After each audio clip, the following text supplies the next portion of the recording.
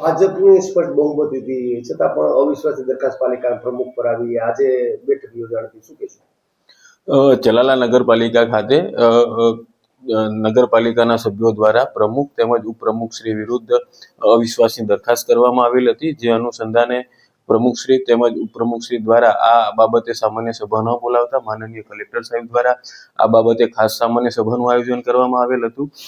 જે અનુસંધાને અધ્યાસી અધિકારી તરીકે પ્રાંત અધિકારી શ્રી ધારીની નિમણૂક કરવામાં આવેલી હતી. જે અનુસંધાને આજ રોજ તારીખ 24/12/2025 12 કલાકે નગરપાલિકા કચેરી ખાતે અવિશ્વાસની દરખાસ્તની બાબતની માનનીય કલેક્ટર સાહેબની સૂચના અન્વયે ખાસ સામાન્ય સભાનું આયોજન કરવામાં આવેલ હતું. જે અનુસંધાને કુલ નગરપાલિકાના 24 સભ્યો પૈકી 19 સભ્યો હાજર રહેલ હતા. આ અગાઉ 22 તારીખના રોજ નગરપાલિકાના પ્રમુખશ્રી દ્વારા કલેક્ટર સાહેબને પોતાના પ્રમુખ પદના હોદ્દાની રાજીનામું આપવામાં આવેલ હતું. જે કલેક્ટર સાહેબે એ જ તારીખે 22 તારીખે એની સ્વીકાર કરેલો હતો.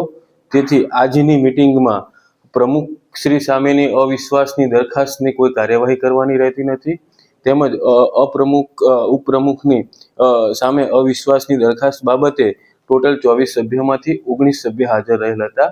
અને આ દરખાસ્તના અનુસંધાને તમામ હાજર રહેલ 19 સભ્યોએ અવિશ્વાસની દરખાસ્તની વિરુદ્ધમાં મતદાન કરેલ, એટલે કે ઉપપ્રમુખશ્રીને એમના હોદ્દા ઉપર ચાલુ રાખવા માટે મતદાન કરેલ છે.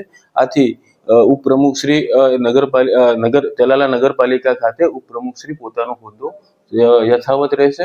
તેમજ પ્રમુખશ્રીએ એમનું રાજીનામું અગાઉથી આપેલ હતું, એટલે ઉપપ્રમુખશ્રીનો હોદ્દો ખાલી પડેલ છે.